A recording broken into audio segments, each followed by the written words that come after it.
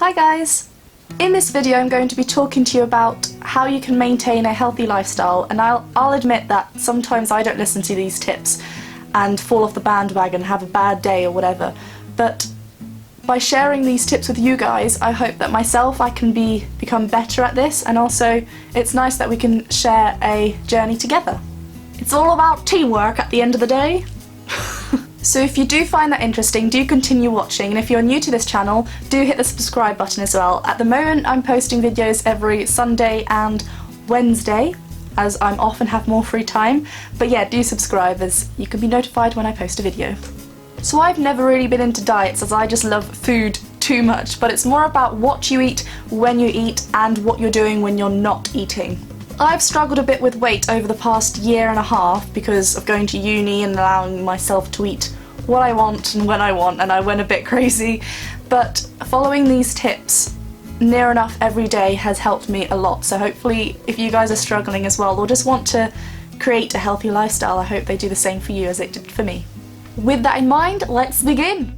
Step 1 is to create a meal plan, and I normally do this on Sunday so I'm ready for the week ahead, and it's just really good so you can visualize what you're eating, and sometimes I put what times as well, so I'll have breakfast, lunch and dinner, and I can just clearly see what I'm supposed to be eating. It's good because you're also not tempted to eat anything else because it's not written down on the paper, and if you do eat a snack when you're not supposed to, so say you've written one snack and it's meant to be an orange, but then there's a chocolate bar on the side and you're like, oh, gonna eat that chocolate bar, you literally feel so guilty because it's not written down on the paper. Well, I mean I do, because I know that I shouldn't be eating this, so I'm like, oh no, I've done something bad. So yeah, writing down what you're eating and when really helps, as you can just clearly see what you're supposed to be eating. Next step is to work as a duo, and by that I mean find someone who has the same determination as you, same motivation and mind frame as you, so you can both push and encourage each other to be the best you can. It's good to have a healthy competition because it will push you yourself to become better, and also both of you will see the changes within your bodies and you can both praise each other as well. I mainly have my sister as my partner while doing fitness things, as we started many things together, and I would say after a while you can separate and you can do your own things and they can do their own things, but it's nice to start with someone, as obviously you're starting this new exercise regime into your lifestyle, and it's hard to do that on your own because, you know, no one's pushing you or you don't have a certain time to do it. So if you create a plan with that person, then you both know what time at what day, and you don't want to let the other person down and seem weak, if that makes sense, so it's a good competition. Next step is so important. It's something so simple, but it's just go outside, because if you're trapped inside every single day, which my mum and dad are like, you're always stuck inside, Jennifer. I'm not. I do go outside, even if it is just for 5 minutes, just to breathe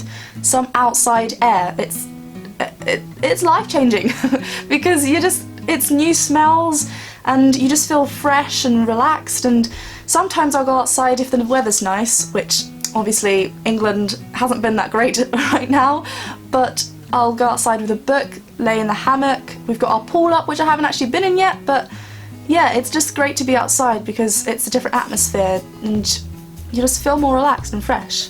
Next step is something that you do early in the morning. So I sometimes allow my body to wake up naturally when it does, which is normally around 7:30, 8ish, because my whole family wake up around that time or a bit earlier because they still have work and school, but my body's kind of used to waking up at that time anyway, so I'll allow myself to just stay in bed for about 15 to 20 minutes, but not too long because otherwise I'll just get used to my bed and never leave.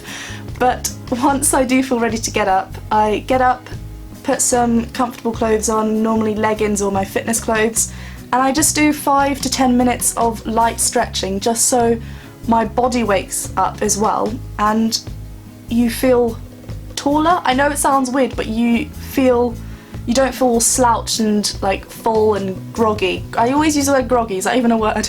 But you just feel so happy and just flexible and, you know, good. It doesn't have to be anything too heavy if you're doing exercise later on the day. I just literally mean like reaching forward to touch your toes, doing some you know, bending your knees and stretching back up, or leaning over, like so you're wide in second and you're leaning over. It's just so that your whole body stretch out your arms, your shoulders, your legs, everything, just so your body's awake. This next step is still something that I do all the time. I mean, I've slowed down a bit, but anyway, it's to stop going into the kitchen and opening the fridge. The amount of times that I've just found myself with the fridge door open looking in, and I realise what I'm doing and I'm like, what? Why am I here? I don't know. Am I hungry? Or am I just bored? The answer is you're probably just bored. I just realised I said probably, not probably. Anyway. This tends to happen more later in the evening as you become more bored throughout the day, as you have no more activities. But that's also something that needs to stop, the late night snacking, as it's just not good for you. I'm saying you, but I clearly mean me. While I'm editing this video, I'm going to be me talking to myself while I'm probably eating something, and I'm going to feel really guilty if I'm actually doing that. Like, no! I have stopped late night snacking though, as it's called. We have our dinner around 6, 7ish, which is 7's going borderline late for me, I don't know why, but around that time I have stopped eating after that, and I can see myself that when I wake up the next morning I don't feel full or groggy. I'm going to use groggy again, but instead I feel happy, so yeah, I don't feel full. Next step is to have a bigger lunch and smaller meal. So it's kind of like you're swapping the two, because you're taught to have something small and then the big feast dinner is at dinner time in the evening. But me being half Italian, I guess that's where we picked it up from, but we normally have a pasta dish for lunch and then a salady type thing for dinner, as it just doesn't leave you that full in the evening. It might be also because we eat later in Italy, like sometimes at 9, 8 or 9, that's why we don't want to eat too full. Occasionally we will have the pizza, because you can't go to Italy without eating pizza, but we're on holiday.